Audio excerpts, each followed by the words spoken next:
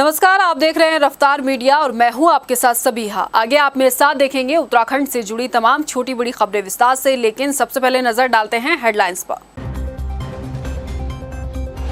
BJP के नए अध्यक्ष महेंद्र भट्ट को मुख्यमंत्री धामी समेत मदन कौशिक ने दी बधाई। कार्यभार संभालने के बाद बोले महेंद्र, सरकार और संगठन में बेहतर तालमेल बनाना प्राथमिकता।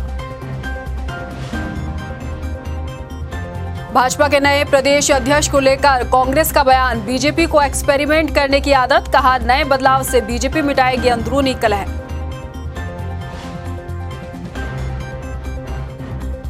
उत्तराखंड बनेगा हिमालयी राज्यों के लिए विकास का मॉडल, सीएम धामी ने कहा इकोलॉजी और इकोनॉमी में बनेगा संतुलन, चंपावत बनेगा आदर्श जिला। और उत्तराखंड में आफत के अलर्ट के बीच अगले 48 घंटे अभी भी भारी, 7 जिलों के लिए भारी बारिश के आसार, तबाही के मंजर की दिख रही तस्वीरें। हेडलाइंस के बाद बुलेटिन में सबसे पहले बात करेंगे उत्तराखंड के सियासत की बड़ी खबर की। महेंद्र भट्ट को बीजेपी में नए प्रदेश अध्यक्ष की कमान सौंपने के बाद तमाम तरह की जो अटकलें चल रही थी उन पर आखिरकार विराम लग गया है। लेकिन सवाल ये है कि बीजेपी संगठन में हुआ ये बड़ा बदलाव पार्टी के लिए कैसा साबित होगा, या फिर लोकसभा चुनाव के लिए किए गए इस फैसले के बाद अभी आगे और बहुत कुछ बदलने वाला है। देखिए हमारी स्पेशल रिपोर्ट। सत्ता के गलियारों में पिछले 2 दिनों से बीजेपी संगठन में बड़े बदलाव की सुगबुगाहट के बाद पार्टी ने मदन कौशिक को हटाकर संगठन की कमान अब महेंद्र भट्ट के हाथों में सौंप दी है। पार्टी हाईकमान ने पूर्व विधायक महेंद्र भट्ट को बीजेपी का नया अध्यक्ष नियुक्त किया है। बीजेपी संगठन में इस बड़े बदलाव के पीछे की वजह 2024 में होने वाले लोकसभा चुनाव को माना जा रहा है। लोकसभा चुनाव में लगातार 5 सीटों पर बीजेपी 2 बार चुनाव जीत चुकी है। अब तैयारी हैट्रिक लगाने की हो रही है। इसलिए भाजपा चाहती है कि क्षेत्रीय संतुलन बरकरार होने के साथ साथ संगठन में बेहतर तालमेल बैठा रहे। महेंद्र भट्ट को अध्यक्ष बनाए जाने के पीछे एक कारण ये भी है कि मुख्यमंत्री पुष्कर सिंह धामी कुमाऊं से ताल्लुक रखते हैं और महेंद्र भट्ट को धामी का करीबी माना जाता है। महेंद्र भट्ट के राजनीतिक कैरियर को देखा जाए तो बद्रीनाथ से पूर्व विधायक महेंद्र भट्ट 2022 विधानसभा चुनाव में कांग्रेस के राजेंद्र भंडारी से 2047 मतों से पराजित हुए थे।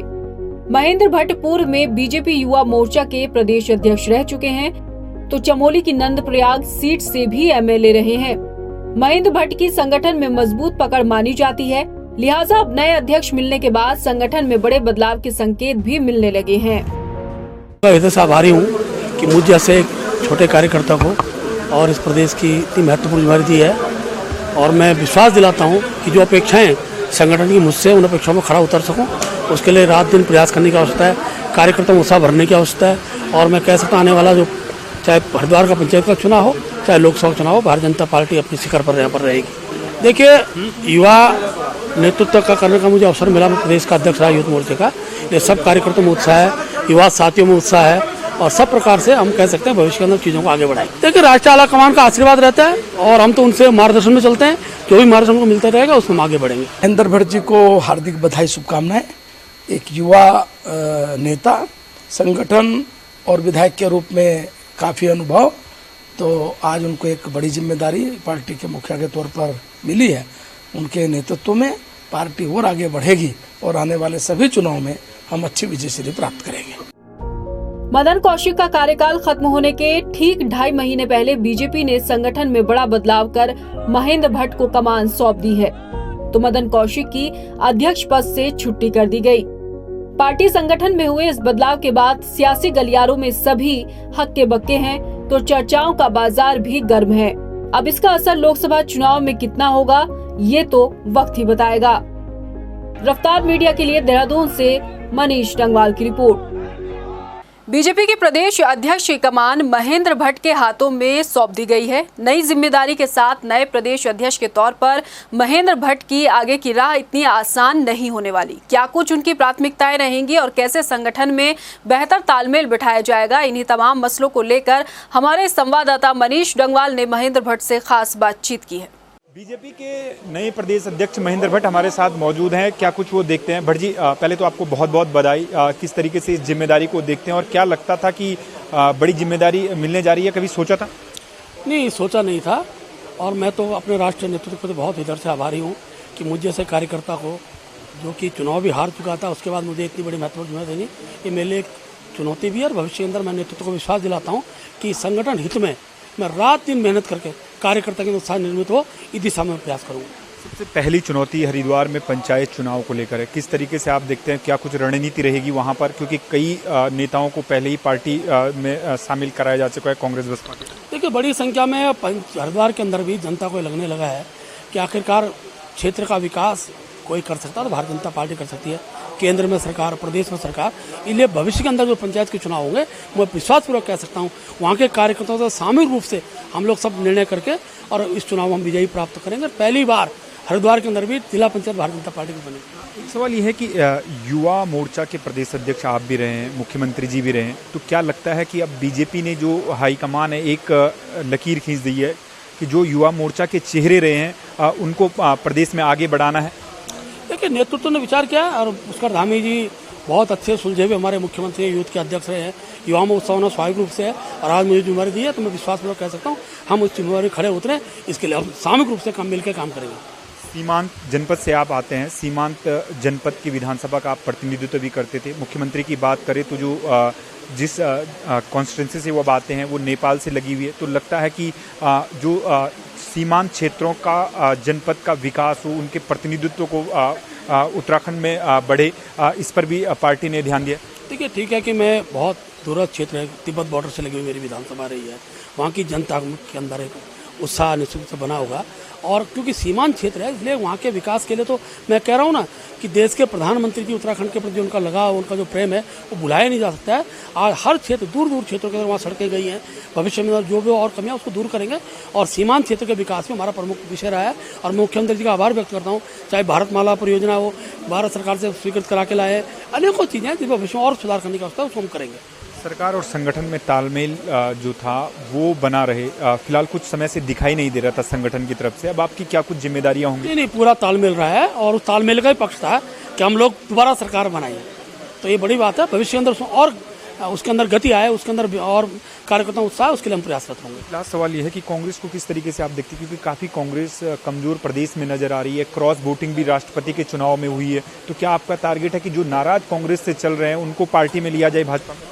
देखिए, पार्टी में अपने आप लोग आते हैं, कोई नाराज का विषय नहीं है, जो नाराज नहीं है वो भी आते हैं, क्योंकि जब राष्ट्रवादी विचार का विषय आता है, जब देश के प्रधानमंत्री ऐसे निर्णय करते हैं जो निर्णय सबको स्वीकार्य होते हैं, तो कोई व्यक्ति होगा, अगर मनुष्य है, हर दल में होता है, लेकिन जब उसको लगता है कि वैचारिक रूप से इस संगठन में ये निर्णय अच्छे होते हैं, उस निर्णय के साथ खड़े होते हैं। और वही हमने द्रौपदी जी के, माननीय महामहिम राष्ट्रपति जी के चुनाव में हमने देखा है। हाँ, सवाल ये कि कट्टर हिंदुत्ववादी छवि आपकी रही है, कन्हैया की मौत पर भी आपने एक बयान दिया, उससे पहले कोविड काल में भी आपने बयान दिया था, तो ये छवि बरकरार रहेगी, इस तरीके के बयान आते रहेंगे? देखिए, उत्तराखंड देवभूमि है, देवभूमि की सांस्कृतिक रूप से जो जो अपेक्षाएं मुझसे हैं, वो एक अध्यक्ष होने के नाते और इस राज्य के अंदर राष्ट्रवादी विचारधारा से पूरा क्षेत्र उत्साहित रहेगा, ये मैं आपको विश्वासपूर्वक कह सकता हूँ। भाजपा के नए प्रदेश अध्यक्ष महेंद्र भट्ट हैं, जिनका साफ तौर से कहना है कि जो जिम्मेदारी उन्हें मिली है उसका वो बखूबी रूप से निर्वहन करेंगे और पार्टी की मजबूती के लिए पूरी तरीके से उत्तराखंड में काम करेंगे। कैमरा पर्सन अरविंद के साथ मनीष डंगवाल, रफ्तार मीडिया, देहरादून। तो चलिए, ज्यादा जानकारी के लिए हमारे साथ हमारे सहयोगी मनीष डंगवाल लाइव चर्चा पर जुड़ चुके हैं, उन्हीं से तमाम मुद्दों पर बातचीत करेंगे। मनीष, सबसे पहला मेरा सवाल ये कि बीजेपी संगठन की कमान आखिरकार महेंद्र भट्ट के हाथों में सौंप दी गई है। देखिए, बिल्कुल पिछले 2 दिनों से जो सियासी चर्चाएं चल रही थी कि अध्यक्ष पद से मदन कौशिक की छुट्टी हो सकती है और मदन कौशिक किसी भी वक्त जो है वो अपना इस्तीफा दे सकते हैं और नए प्रदेश अध्यक्ष की नियुक्ति उत्तराखंड में हो सकती है भाजपा के, तो उन चर्चाओं पर आज सुबह विराम लगा जब बीजेपी ने जो है वो महेंद्र भट्ट को नया अध्यक्ष बनाया और जेपी नड्डा का एक आदेश जो था वो सर्कुलेट हो जाता है कि महेंद्र भट्ट को नया अध्यक्ष नियुक्त कर लिया जाता है। तो सीधे तौर से जो कयास लगाए जा रहे थे कि क्या उत्तराखंड में संगठन में बड़ा बदलाव होने जा रहा है, उन पर भी विराम लग जाता है और उन जो चर्चाओं पर भी विराम लग जाता है कि अगर मदन कौशिक हटते हैं तो किसको ये जिम्मेदारी दी जाएगी। तो महेंद्र भट्ट को जैसे ही ये ऐलान हुआ कि प्रदेश अध्यक्ष बनने जा रहे हैं या उनकी नियुक्ति हो गई है, उससे इन जो कयास लगाए जा रहे थे उन पर भी विराम लगा और कहीं ना कहीं महेंद्र भट्ट का नाम सबसे तेजी से जो जो था वो ऊपर जो दौड़ थी संभावित दावेदारों की, उसमें सबसे ऊपर चल रहा था, क्योंकि गढ़वाल से ब्राह्मण चेहरा थे और सीमांत क्षेत्र से आते, सीमांत जनपद से आते, तो ये उनका जो था वो मजबूत वो पक्ष था। दूसरी बात जो बताई जा रही है कि मुख्यमंत्री पुष्कर सिंह धामी की पहली पसंद वो थे, और जो तीसरी जो सबसे बड़ी वजह बताई जा रही है वो ये बताई जा रही है कि युवा मोर्चा के प्रदेश अध्यक्ष की भूमिका वो उत्तराखंड में निभा चुके हैं। तो जो तमाम जो ये बातें हैं वो महेंद्र भट्ट के पक्ष में गई हैं। जी मनीष, मेरा सवाल यह है कि मदन कौशिक के कार्यकाल को हम देखें तो अभी 2.5 महीने उनके कार्यकाल में बाकी थे, लेकिन ऐन मौके पर इतना बड़ा बदलाव बीजेपी ने आखिर क्यों किया और इसके पीछे क्या कुछ वजह मानी जा रही है?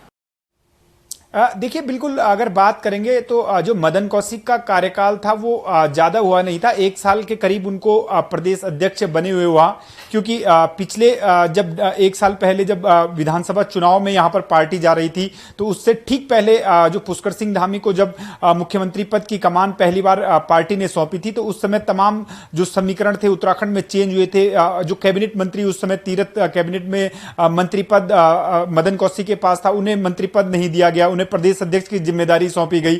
2022 के जो नतीजे थे वो भले ही भाजपा के लिए बेहतर रहे, क्योंकि प्रदेश अध्यक्ष के तौर पर भी मदन कौशिक के खाते में वो जाते हैं कि वो उपलब्धि जाती है, लेकिन अगर जो कमजोरी उनकी रही वो हरिद्वार को लेकर रही, क्योंकि हरिद्वार में भाजपा की सीटें घटी हैं। तो कहीं ना कहीं ठीकरा मदन कौशिक के सर पर भी वो जो एक वीडियो जो वायरल हुआ था संजय गुप्ता का, तो उसी दिन से कयास ये लगाए जा रहे थे कि हरिद्वार में जो सीटें बीजेपी की कम आई हैं उसका कहीं ना कहीं मदन कौशिक को यहां पर खामियाजा भुगतना पड़ सकता है। और आज उस खामियाजों को मदन कौशिक ने भुगता भी है। और बताया यह जा रहा है कि जो पंचायत चुनाव हरिद्वार में है उससे पहले पार्टी ने यह स्टेप लिया है और इसलिए बदलाव किया गया है, क्योंकि संगठन से मदन कौशिक की छुट्टी इसलिए कर दी क्योंकि संगठन और सरकार के बीच जो तालमेल पिछले काफी कुछ समय से बैठ नहीं पा रहा था। इस कड़ी में नया प्रदेश अध्यक्ष यहां पर दिया गया है, तो उसको यहां पर कहीं ना कहीं कई समीकरण इस चीज से साधे गए हैं। और जो सीमांत जनपद की उपेक्षाएं लगातार होती रही हैं, क्योंकि जब कैबिनेट के विस्तार जो त्रिवेंद्र सरकार थी तब से आते थे तो महेंद्र भट्ट का नाम उनमें सबसे ऊपर होता था, क्योंकि उस समय वो विधायक थे, लेकिन वो चुनाव 2022 में हार गए थे। लेकिन सीमांत जनपद को साधने के लिए गढ़वाल के महेंद्र भट्ट को यहां पर जिम्मेदारी इसीलिए दी गई है ताकि जो संदेश है वो चमोली तक और उत्तरकाशी तक जाए कि सीमांत जो जनपद है वहां पर बीजेपी का फोकस है। जी मनीष, महेंद्र भट्ट से आपने भी खास बातचीत की है और नया प्रदेश अध्यक्ष उनको बनाया गया है, तो उन्होंने आपसे बातचीत भी की होगी। क्या कुछ उनकी प्राथमिकताएं रहेंगी और किस तरह से संगठन में बेहतर तालमेल जो है वो बैठाया जाएगा? देखिए, महेंद्र भट्ट का साफ तौर से कहना था कि जो पहली जो बड़ी चुनौती उनके लिए वो कहीं ना कहीं हरिद्वार पंचायत चुनाव है, क्योंकि हरिद्वार जिला पंचायत अध्यक्ष का जो पद है वो काफी महत्वपूर्ण और भाजपा की झोली में ये कम रहा है। तो इस लिहाज से जो है वो हरिद्वार जो पंचायत चुनाव है उस पर भाजपा की नजरें हैं और कहीं ना कहीं उसको जो जिला पंचायत अध्यक्ष पद पर जो है वो भाजपा वहां पर परचम लहराना चाहती है। और पहली बात महेंद्र भट्ट ने यही हमसे कही है कि जो हरिद्वार जिला पंचायत अध्यक्ष का पद होगा वो इस समय भाजपा की झोली में आएगा। तो कहीं ना कहीं उसके बाद जो चुनाव होना है उत्तराखंड में, उसके बाद निकाय चुनाव भी होने हैं, लोकसभा का चुनाव भी उससे पहले होना है। तो कहीं ना कहीं ये माना जा रहा है कि लोकसभा चुनाव और जो पंचायत चुनाव उत्तराखंड में होने हैं आगे या निकाय चुनाव होने, वो जो बीजेपी के नए अध्यक्ष महेंद्र भट्ट बनाए गए हैं उनके नेतृत्व में, क्योंकि अभी बीजेपी के अंदर जो एक 3 साल का कार्यकाल राष्ट्रीय अध्यक्ष का होता है और जेपी नड्डा का जो कार्यकाल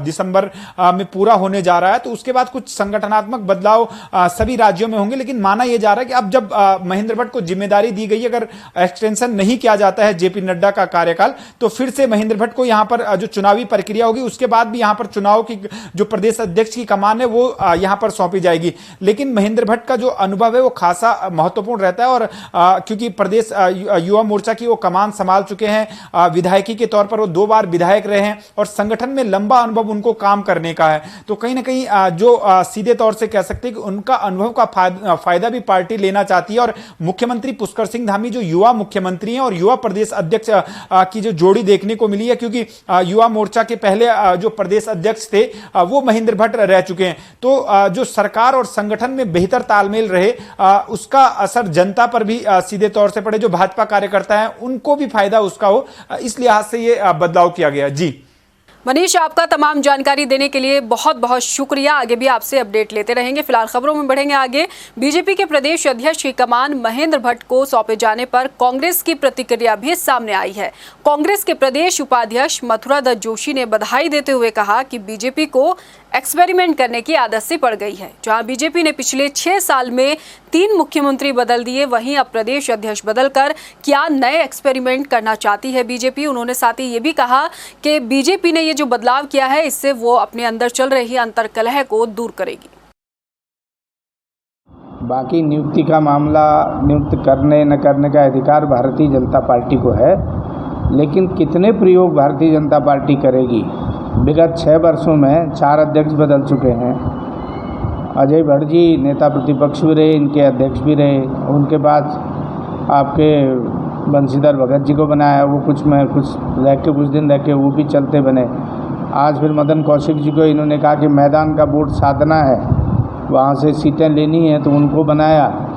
उसके बाद उनको भी आरोपित कर दिया है। महेंद्र भट्ट जी को लाए हैं और देखते हैं वो कितना कुछ कर पाते। मुख्यमंत्री पुष्कर सिंह धामी ने कहा है कि विज्ञान और तकनीकी का इस्तेमाल करते हुए इकोलॉजी और इकोनॉमी में संतुलन बनाना जरूरी है। सीएम धामी ने मुख्यमंत्री कैंप कार्यालय में चंपावत जनपद को आदर्श जनपद के रूप में विकसित करने के लिए आयोजित बौद्धोत्सव संवाद कार्यक्रम में शामिल हुए और उन कार्यक्रम को उन्होंने संबोधित किया। मुख्यमंत्री ने कहा कि 2025 तक उत्तराखंड को देश का सर्वश्रेष्ठ राज्य बनाने के लिए काम किया जाएगा। साथ ही उत्तराखंड हिमालय राज्यों के लिए विकास का मॉडल बनेगा और चंपावत जिले को आदर्श जनपद बनाने के लिए यूकास्ट नोडल एजेंसी के रूप में काम करेगी।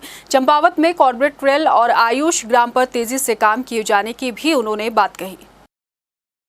और अब बात करेंगे उत्तराखंड मौसम की। पहाड़ों पर मानसून सीजन में टूट रहे आसमानी आफत के कहर से मैदानों में भी दुश्वारियां बढ़ने लगी हैं। आने वाले कुछ दिनों तक मौसम का मिजाज यूं ही बरकरार रहने के आसार हैं। बिगड़े मौसम के मिजाज के बीच जहां लोगों को सावधान रहने की जरूरत है, तो वहीं 7 जिलों में अगले 48 घंटों के लिए मौसम विभाग की तरफ से भारी बारिश का अलर्ट जारी किया गया है।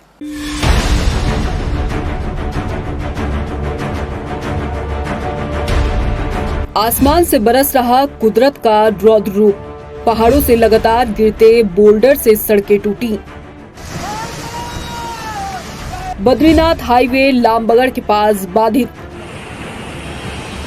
अगले 48 घंटे 7 जिलों के लिए भारी से भारी। पहाड़ों पर बरस रहे आफत के कहर से प्रदेश भर से कई ऐसी तस्वीरें सामने आ रही हैं जो डराने और खौफजदा करने वाली हैं। मौसम विभाग के अलर्ट के मुताबिक शुक्रवार देर रात से कई इलाकों में भारी बारिश के बाद मुश्किलें बढ़ गई हैं। भारी बारिश से जहां बद्रीनाथ हाईवे लामबगड़ के पास पानी के तेज बहाव के चलते लगातार बाधित है, तो नैनीताल में भवाली रोड के पास पूरी सड़क ही बरसात के बाद टूट गई है, जिससे सैकड़ों वाहन बीच में फंसे हैं। कुदरत की कुछ ऐसी ही भयावह तस्वीरें पिथौरागढ़ जिले से भी सामने आई हैं। धारचूला में भारी बरसात के बाद भरभरा कर गिरते इस बोल्डर से सड़क के साथ बिजली के पोल भी ध्वस्त हो चुके हैं।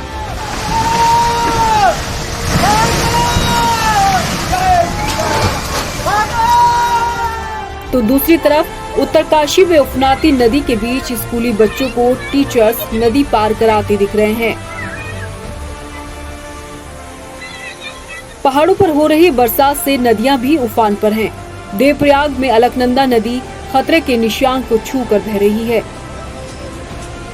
राजधानी देहरादून में भी देर रात से हो रही मूसलाधार बारिश से जगह जगह जलभराव होने से लोगों की परेशानियां बढ़ती दिखाई दी। मौसम विभाग की तरफ से अगले 48 घंटे 7 जिलों के लिए भारी रहने वाले हैं। फिर आप जब 30 और 31 तारीख में जाएंगे जुलाई के, तो उसमें भी अच्छी बारिश है, हल्की से मध्यम तो पूरे प्रदेश में है ही है। साथ में जो भारी या बहुत भारी वर्षा है, तो उसमें जो देहरादून, नैनीताल, चंपावत या पौड़ी डिस्ट्रिक्ट है, तो इनमें अच्छी संभावना है कि हैवी से वेरी हैवी रेन जो है, और बागेश्वर डिस्ट्रिक्ट भी जो अंदर के हैं, तो इनमें आप देखेंगे कि जो 30 और 31 तारीख को जो है, तो इनमें हैवी से वेरी हैवी रेन कहीं कहीं पर 30 और 31 तारीख को भी इन डिस्ट्रिक्ट्स में देखने को मिलेगी, जो कि देहरादून, नैनीताल, चंपावत, बागेश्वर और इधर पौड़ी की अगर बात करें तो इनमें ये मिलेगी। फिर 1 तारीख में जब जाएंगे तो एक्टिविटी थोड़ी कम हो जाएगी, लेकिन फिर भी हैवी रेन आइसोलेटेड जो है देहरादून, हरिद्वार या यूएस नगर में, उनमें संभावना है कि मिलेगी। उत्तराखंड में अगले 48 घंटों के लिए 7 जिलों में भारी से भारी बारिश का अलर्ट जारी किया गया है। लिहाजा आने वाले 1-2 दिन प्रदेश के लिए भारी रहने वाले हैं। ऐसे में जहां लोगों को सतर्क रहने की जरूरत है, तो नदी नालों के किनारे बसे लोगों को भी दूर रहना होगा। उधर आपदा प्रबंधन को भी हर सिचुएशन से निपटने के लिए तैयार रहने की जरूरत है। रफ्तार मीडिया के लिए देहरादून से ब्यूरो रिपोर्ट।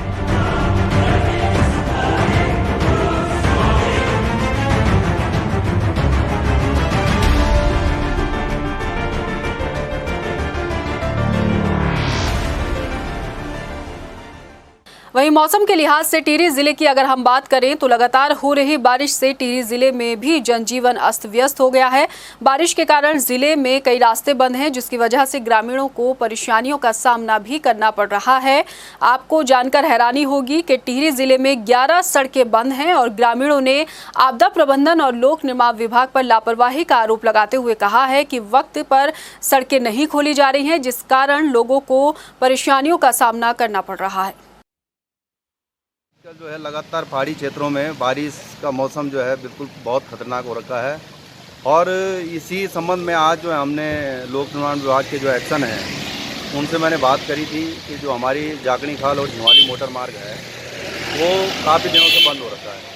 तो उन्होंने मुझे संतोषजनक जो है जवाब नहीं दिया, और मैंने उनसे कहा कि भाई रोड को जो है जनहित में तुरंत जो है इसको खोला जाना चाहिए। अभी पूरे टिहरी जिले में लगभग हमने 42 मशीनें लगा रखी हैं, जगह जगह अलग अलग रोड पर लगे, जो कि मौसम बहुत ज़्यादा ख़राब है। सड़कों की संख्या जैसे जैसे बारिश हो रही है बढ़ती जा रही है खोलने में। लगभग 9-10 सड़कें फिलहाल बंद हैं, और अभी जैसे सूचना मिलेगी हो सकता है और कोई बंद हो जाए, तो हमारी जगह जगह मशीनें लगी हुई हैं खोलने में। हल्द्वानी के राजकीय मेडिकल कॉलेज पूरे कुमाऊं क्षेत्र में सबसे ज्यादा गरीब मरीजों के लिए जीवन बचाने का एकमात्र साधन है। मेडिकल कॉलेज के साथ साथ राजकीय सुशीला तिवारी चिकित्सालय में लोग कुमाऊं के 6 जिलों से बड़ी संख्या में इलाज कराने आते हैं, लेकिन दुर्भाग्य की बात यह है कि आज भी मेडिकल कॉलेज में 100 से ज्यादा असिस्टेंट प्रोफेसर और डॉक्टरों के पद खाली हैं। हैरानी की बात यह है कि लगातार भर्ती निकलने के बावजूद भी मेडिकल कॉलेज में नौकरी के लिए डॉक्टर दिलचस्पी नहीं दिखा रहे। पिछले दिनों हुई भर्ती में भी 100 डॉक्टरों की भर्ती की गई थी, जिसमें से महज 13 डॉक्टर इंटरव्यू के लिए पहुंचे और इनमें से 9 सिलेक्ट हुए। टोटल करीबन हमने 100 पोस्ट के लिए हमने एडवर्टाइजमेंट निकाला था। अलग डिपार्टमेंट्स में ना किसी में कम ज़्यादा ऐसे होते हैं। जो प्री क्लिनिकल पैरा क्लिनिकल तो पर्याप्त मात्रा में हैं भी, वो हैं। प्रॉब्लम आती है जिससे मेडिसिन में हैं, गायनेकोलॉजी है, इनमें थोड़े लोग कम मिल रहे हैं, या फिर सुपर स्पेशलिटी में हमने कुछ कार्डियोलॉजी भी निकाली थी, नेफ्रोलॉजी भी, अब इसमें भी लगे हैं थोड़ा। विश्व बाघ दिवस पर देहरादून में बाघ जागरूकता को लेकर फोटो प्रदर्शनी का आयोजन किया गया है। उत्तराखंड में बाघ संरक्षण के लिए फेयरलेस बाघ नाम से शुरू हुई ये फोटो प्रदर्शनी आगामी 16 अगस्त तक जारी रहेगी। इस मौके पर सचिव मुख्यमंत्री आर मीनाक्षी सुंदरम ने कहा कि आम लोगों के साथ ही भावी पीढ़ी में बाघ संरक्षण को लेकर जागरूकता आएगी। वहीं अपर प्रमुख वन संरक्षक वन्यजीव रंजन कुमार मिश्रा ने कहा कि उत्तराखंड में बाघों की संख्या लगातार बढ़ रही है। मानव वन्य जीव संघर्ष के प्रति जागरूकता के लिए वन विभाग लगातार राजाजी और कॉर्बेट पार्कों से सटे गांवों में जागरूकता अभियान भी चला रहे हैं। अच्छा लग रहा है कि पिछले कुछ सालों में टाइगर कंजर्वेशन में उत्तराखंड ने बहुत अच्छा काम किया है, और हमारे जिम कॉर्बेट जो मेजर टाइगर रिजर्व है उसमें टाइगर्स की संख्या बढ़ी है, और ये अच्छा संकेत है, और होपफुली ये वर्क आगे भी कंटिन्यू रहेगा। सबसे बड़ा रीज़न है कि आज हमने सेलिब्रेट कर रहे हैं ग्लोबल टाइगर डे, जिसको इंटरनेशनल टाइगर डे भी कहा जाता है। 29 जुलाई 2010 से ये शुरू हुआ था, आज 12 साल हो गया है हमारे पास। और जिस प्लेज के साथ हम शुरू किए थे कि डबल होना चाहिए भारत में, उसका संख्या हमने 2018 में ऑलरेडी कर चुके हैं और आगे भी बढ़ रहे हैं। रुड़की के गंगनहर कोतवाली क्षेत्र के पनियाला चंदापुर गांव में 2 पक्षों में हुए झगड़े के दौरान जमकर लाठी डंडे चले। इतना ही नहीं, धारदार हथियारों से भी वार किए गए, जिसमें कई लोग घायल हुए। घटना की सूचना मिलते ही मौके पर पहुंची पुलिस ने मामले को शांत कराकर घायलों को अस्पताल में भर्ती कराया। बताया जा रहा है कि पुराने मामले को लेकर 2 पक्षों में गाली गलौज हुई, जिसके बाद मामूली झगड़ा खूनी संघर्ष में तब्दील हो गया। लोहाघाट में सिंगल यूज प्लास्टिक पर नगरपालिका सख्त हो गई है। नगरपालिका और पुलिस टीम ने नगर के व्यापारिक प्रतिष्ठानों में छापेमारी की। अचानक छापेमारी से व्यापारियों में हड़कंप मच गया। छापेमारी के दौरान कई दुकानों में सिंगल यूज प्लास्टिक का इस्तेमाल करते हुए पाया गया, जिन पर चालान की कार्रवाई भी की गई। रेस्टोरेंट से 1000 रुपए की वसूली की गई, चालान की वसूली की गई और दूसरे जो है प्रतिबंधित पॉलीथीन से एक दुकानदार से 5000 रुपए का जो है अर्थदंड की कार्रवाई की गई। इस बुलेटिन में इतना ही। मुझे दीजिए इजाजत, लेकिन जाने से पहले एक नजर हेडलाइंस पर। नमस्कार। बीजेपी के नए अध्यक्ष महेंद्र भट्ट को मुख्यमंत्री धामी समेत मदन कौशिक ने दी बधाई। कार्यभार संभालने के बाद बोले महेंद्र, सरकार और संगठन में बेहतर तालमेल बनाना प्राथमिकता। भाजपा के नए प्रदेश अध्यक्ष को लेकर कांग्रेस का बयान। बीजेपी को एक्सपेरिमेंट करने की आदत, कहा नए बदलाव से बीजेपी मिटाएगी अंदरूनी कलह।